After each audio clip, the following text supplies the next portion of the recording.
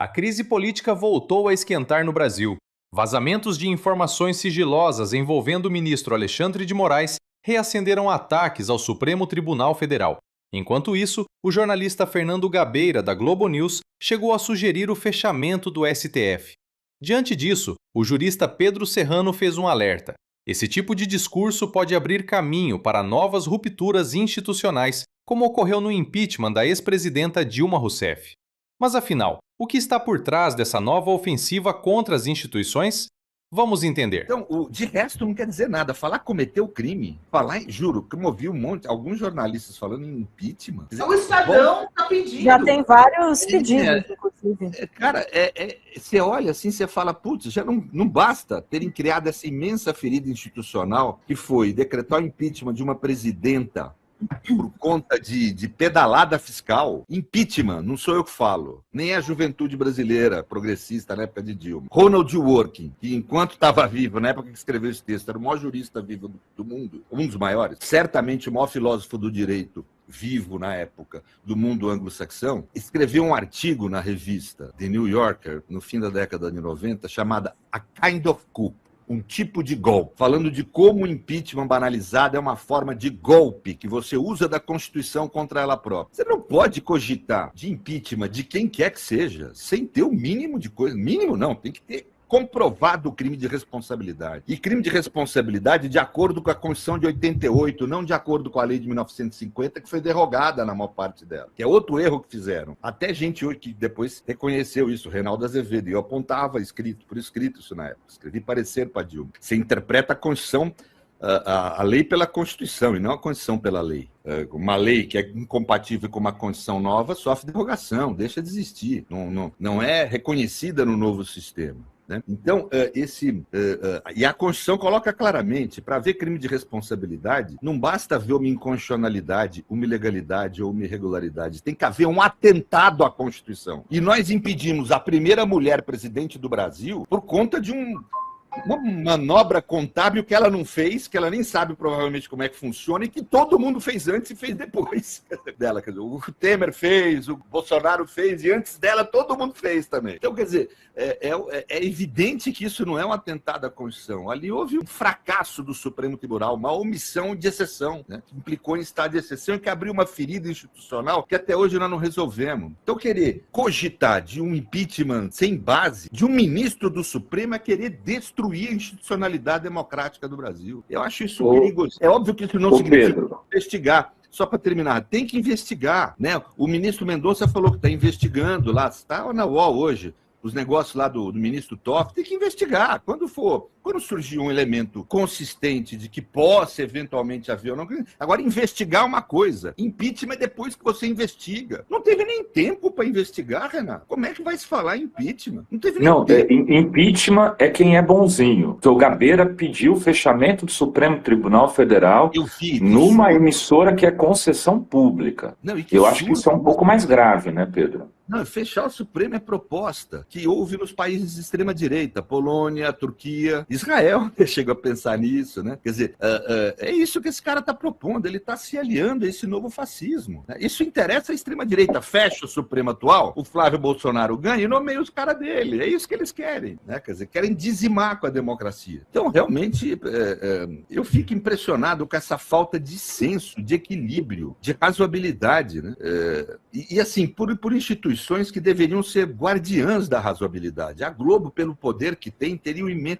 Numa sociedade democrática, você não tem só poder. Junto com o poder vem responsabilidade. Deveria ter imensa responsabilidade de ter mais equilíbrio. Eu não estou dizendo para defender essa ou aquela posição, mas tem equilíbrio. Você falar em extinguir o Supremo Tribunal Federal por causa de ilações. Até agora é ilação, é inferência. Prova lá, pega lá o celular do Vorcari e prova lá a conversa dentro do celular dele. E prova que era o número do ministro Alexandre. Pronto, pronto, isso começa a investigar. Isso é o suficiente para começar a investigar. Agora não, tem essa cogitação que fizeram e já querem decretar impeachment do homem, bicho. Não sei. Né? Agora, Pedro, estão querendo prender o Fábio Luiz, pelo jeito, né? Ontem saiu na Mônica Bergamo isso. Eu conversei com o Marco Aurélio Carvalho, convidei inclusive ele para vir aqui amanhã ou depois. Ele está muito preocupado e eu estou achando que isso tudo não está acontecendo ao mesmo tempo por acaso, né? Como, por exemplo, agora os Estados Unidos pedindo, colocando como organizações narcoterroristas o Comando Vermelho, o PCC, né?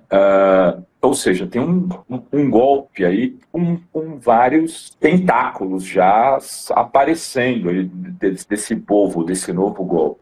Mas, enfim, não é isso que eu queria... Eu estou fazendo esse comentário, mas a pergunta é sobre o Fábio Luiz. O que você achou do que foi divulgado até agora? Olha, essa situação do narcoterrorismo começa que é seletivo, né, Renato? Milícia não é narcoterrorismo? Por que não? Né? Se é para PCC e Comando Vermelho ser narcoterrorista, eu acho que tem que ter milícia também. Né? E, fundamentalmente, você falar que é narcoterrorismo, adianta o que para efeito de repressão? A gente vai conseguir reprimir melhor? Não, isso só pode ser um discurso que justifica alguma ação militar dos Estados Unidos aqui, o que pretende fazer essa justificação. As razões políticas disso, para mim, estão claras. Se você pegar os dados de opinião pública, é impressionante. A gente tem aí esse apoio intenso ao bolsonarismo e tal, mas nós temos um amplo apoio, inclusive no eleitorado de Bolsonaro, à democracia. E não só no Brasil, na América Latina. E não é qualquer levantamento de empresa que faz levantamento de eleição e sempre, não, são, vamos dizer, institutos extremamente sérios, né, como o Latino Barômetro, que aponta isso, faz medições mais profundas, etc., e mostra que há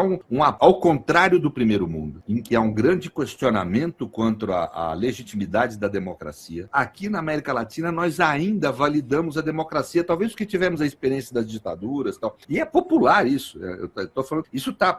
Consultem o Latino Barômetro, e tem outros também, mas que são institutos que não fazem pesquisa ocasional. Não, eles fazem pesquisa com profundidade, com sofisticação, para tentar entender o que há, né? Coisas mais estratégicas. Né? Então, eu acho que é isso que eles querem acabar, francamente. Democracia na América Latina é uma imensa ameaça aos interesses imperiais de Trump. É uma imensa ameaça. Esses caras querem liquidar com a possibilidade de democracia no nosso continente. E o Brasil é o que tem maior território, maior potência, e o país latino-americano hoje mais ouvido no planeta. Não tenha dúvida que eles vão nos atacar. E sob o argumento de defender a democracia, né, Pedro? Que é mais. Não, claro, mas é sempre assim, o nazismo também. O nazismo, né, Schmitt falava em democracia, quando ele defendia a ideia de que tinha que ter uma raça só, matar judeu. Né? É democracia por homogeneidade, ele falava, que é o que dá força para o povo. Esse discurso sempre houve, não é nada novo. A extrema-direita sempre cresceu defendendo direitos e a democracia. E quando vai ver, põe gente em campo de concentração, trucida, age com imensa perversão, cria tragédias humanas. É isso. Né? O resultado é isso. Mas o discurso é sempre esse, mas o discurso, a estrutura discursiva não mudou muito, não, do século XX para cá. Eu queria fazer uma pergunta em relação a esses vazamentos seletivos. Uma das primeiras ações que o Mendonça fez foi reduzir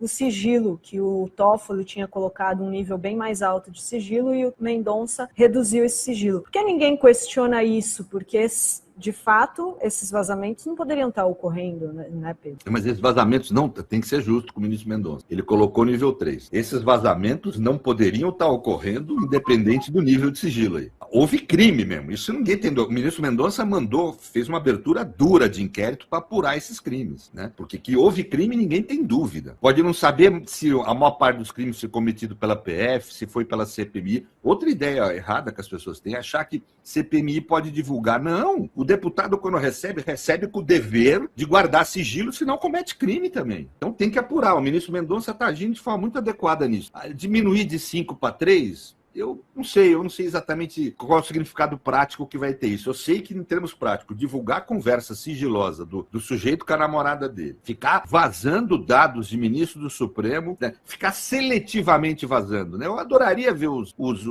celulares dele, porque até agora só apuraram, eu vi ontem numa matéria, 30% de um, tem 8. Por que não apura tudo sem se divulgar, né? E esses políticos que estão aí, né? Então, eu acho que... E essas investigações, né? Então, eu acho que sabe, Amapá, Brasília, Rio, tá tudo parado, é isso? Então, eu acho que talvez valha a pena ter algum nível de publicidade para só ter uma verificação geral. Vocês estão investigando tudo ou vocês só querem investigar o que interessa, politicamente? Porque esse que é o perigo desse negócio, desse método, de ficar vazando criminosamente informações sigilosas, o jornalista divulgar sem investigar. A gente já viu essa história. O que resulta nisso? Resulta ações políticas políticas, normalmente extremistas de direita, né? Não tem nada a ver com direito, nada a ver com apuração de crime, né? A seletividade dos vazamentos vai levando para um caminho político essa questão, e não para um caminho sério de justiça. Teria que divulgar tudo. Por isso que o certo é se divulgar no final da investigação, fazer que nem fez no golpe. O golpe foi feito assim. Você lembra, Renato, que a gente ficava discutindo aqui, pô, não vamos pegar os generais, vamos deixar ele... E a PF estava lá, investigando e levantando. Quando veio tudo. E é isso que tem que ser, ué. É ali aquele momento que é de divulgação para a imprensa. Agora, sabe qual que é o problema? Isso não é seletivo, isso não privilegia um jornalista em detrimento do outro, a PF divulga de forma isonômica, como é obrigação do poder fazer, né?